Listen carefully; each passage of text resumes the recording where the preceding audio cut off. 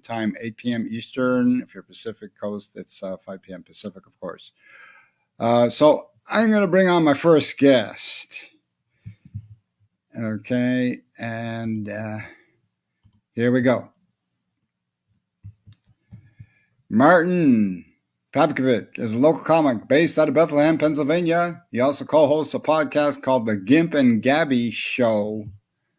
So please give a warm welcome to your screens, Mr. Martin Papkovic. Thank you. Thank you very much. Honored to be on the show. Thanks for having me on, Jeff. Thank you for having me on, Jeff. It's a pleasure. So, my kid's older now. He stays up a little bit later every day. He's 4, so he winds up not going to bed as early. And with having to work, I've been resulting in drinking energy drinks more often to try to stay awake. And I have no idea why I do, because all they ever seem to successfully energize is my bladder. But my bigger problem with energy drinks as a whole is they all have, cool sounding names like, Monster, NOS, Red Bull, Spartan. I'm sure the Spartans were well caffeinated for the Battle of Thermopylae, but none of them describe the level of energy one shall ascertain from drinking them. That's why I want to start an energy drink company. I'm just going to call it Toddler.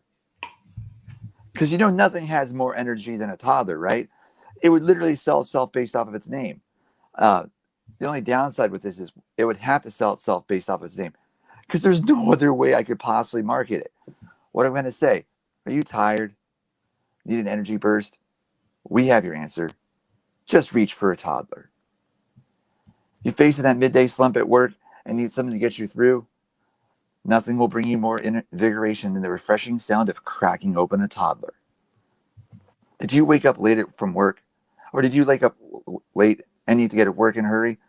Nothing will bring you back to reality faster than to reach into your fridge and pull out an ice cold toddler. Yeah, it just doesn't work. But this past few days ago, I actually had to take the bus. For some reason, you can't get Ubers around here for some damn reason without waiting 20 minutes.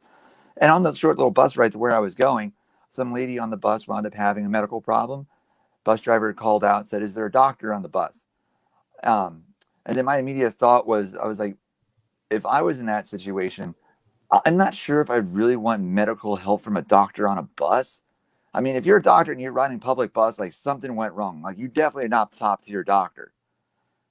But the other good thing about with driving around, or if you take different forms of transportation other than driving yourself, is when you're with Uber drivers, you can make up a crazy persona or do whatever. But it's always fun to kind of slightly joke around with them, but not be mean to them. But enough about that. But the thing is, what do most people do when they're on these things? They stare into their phones. Kids stare into their phones. Everyone's just entrenched in their phones nowadays. I always think, what if I could go back in time 50 years and show Albert Einstein and say, guess what, Albert? In just a mere 50 years from now, every human being that walks the planet will have a device in their hand capable of accessing all collective human knowledge, all collective literature, poetry, music, and art. Anything and everything we have created shall be at their fingertips. I'm sure he would have been thinking oh my God, my goodness, you're telling me anybody can look up the works of Herodotus, Giotto, and all the other great thinkers and ponder the questions that challenged humanity for decades and maybe be even closer to answering them. That generation must be the smartest generation that has ever existed. No, Albert, no. Everyone's dumb as shit, dumber than shit than before. Well, what do they do with it? They send pictures of their dicks and pictures of food.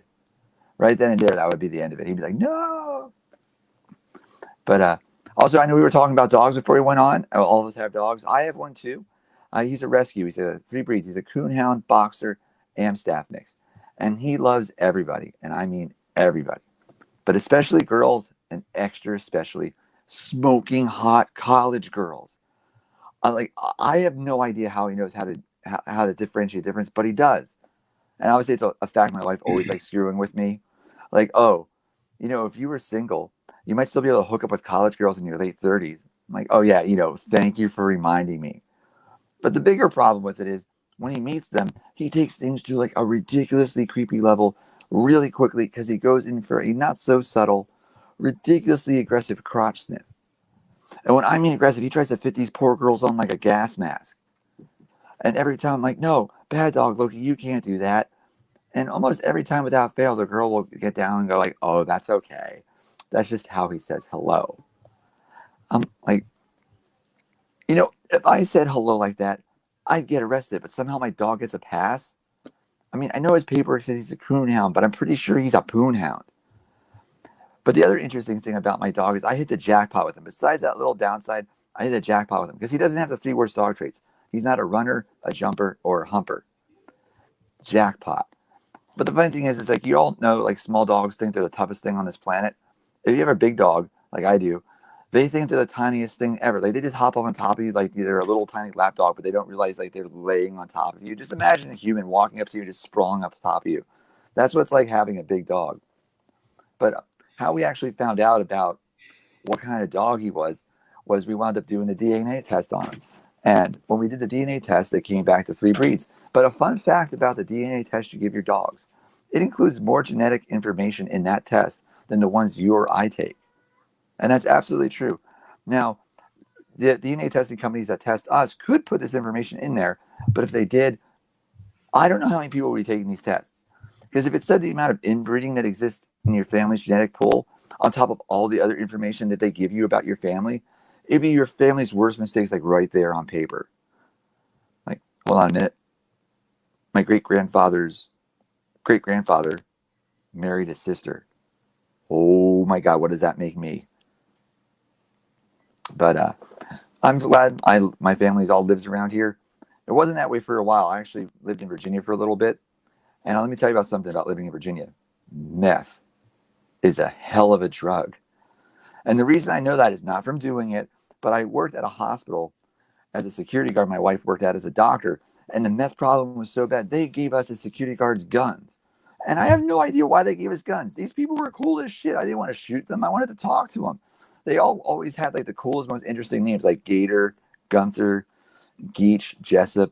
It was funny as hell. And when they came bursting into the ER with eyes as red as an albino rabbits because they were up for like 3 days straight, they were the most entertaining thing to see.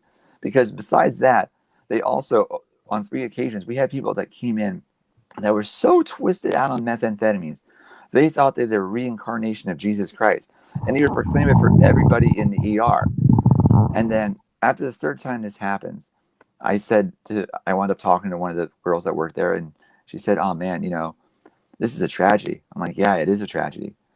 Only if we could have had all 3 of them here at once. And I could set up some web cameras and corral them into said room. I could have made some serious money. 3 meth head tweakers enter a room, completely twisted out on methamphetamines. 3 will enter. Thinking they're the Son of God. Only 1 will leave. Find out who's the true Messiah tonight, live on Christ Fights. All right, and the last thing I'll leave you with real quick is, I just had some work done in my house lately. And to do so, I had to do a whole bunch of paperwork and take time off of work and actually have my kids stay somewhere. And my wife didn't want to be around it either. So she wound up staying with her parents for a few days. And it didn't hit me until my kid was being driven off by my parents. I have my own house to myself for the first time in literally 2 years. My head was awash of all the things I wanted to do. And I was like, Martin, just calm down. The important thing is, between now and the time your family comes walking through that door, you have to make sure you're either drunk, high, or ejaculating. And if you play your cards right, you can get them all 3 at once. All right. Thank you for your time, everybody. That was fun.